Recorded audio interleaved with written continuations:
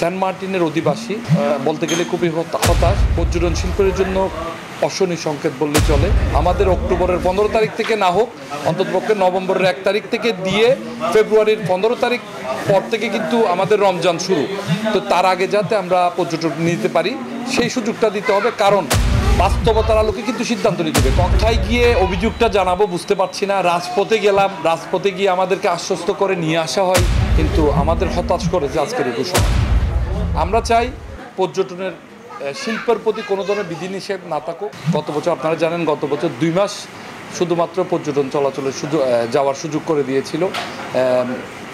তারপরে সেন্ট মার্টিনের যারা স্থানীয় বাসিন্দা তারা খুব কঠিন জীবনযাপন পার করেছে, আবার নতুন করে আশায় বুক বেঁধেছিল, কিন্তু আজকের এই ঘোষণার মাধ্যমে তারা বলতে গেলে ভেঙে পড়েছে।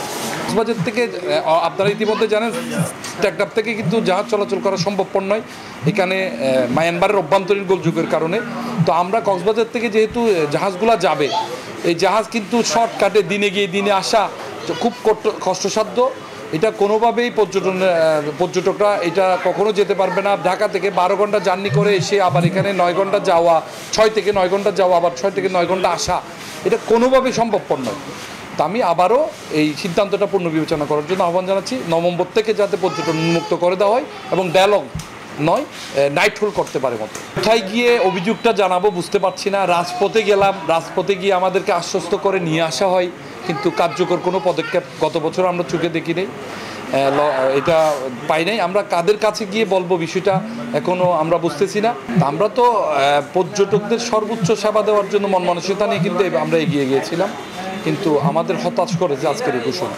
হতাশা নিয়ে বলতে হয়, কক্সবাজারকে আমরা যারা সরকারিভাবে না হোক, আমরা ব্যক্তিগতভাবে ব্যক্তি উদ্যোগে যে উদ্যোগগুলো আমরা নিচ্ছি, এটা বিভিন্ন সরকারি অনুমোদনের কারণে আমরা কিন্তু কার্যকর পদক্ষেপ নিতে পারছি না। সেক্ষেত্রে নতুন করে গত বছর থেকে সেন্ট মার্টিনের যে একটা সম্ভাবনাময় পর্যটন খাত, এটার উপর একটি অশনি সংকেত চলে আসছে। আমরা এটার প্রতিবাদ জানাচ্ছি। সেটার যে প্রক্রিয়াটা, এটাও একটু জটিল বিষয়। এখানে স্থানীয় যারা আইডি কার্ডের মাধ্যমে রেজিস্ট্রেশন করে যেতে পারবে, বিদেশিরা কিভাবে যাবে এই নির্দেশনা কিন্তু, এই জিনিসটা কিন্তু ট্যুরিজম বোর্ড বা যারা সংশ্লিষ্ট আছে তারা কিন্তু এখনও ক্লিয়ার করে নাই। হ্যাঁ, তো এটা আসলে কি বলবো, সব কিছু অগুছালো একটা বিষয়। আমরা চাই পর্যটনের শিল্পের প্রতি কোনো ধরনের বিধিনিষেধ না থাকুক। আমরা পরিবেশ পর্যটন সমন্বয় করে পর্যটন শিল্পকে এগিয়ে নিয়ে যাচ্ছি। যেখানে প্রতিবেশী দেশগুলো পর্যটনকে নিয়ে একটি দেশ স্বনির্ভর হচ্ছে, সেখানে বাংলাদেশে কেন এত প্রতিবন্ধকতা?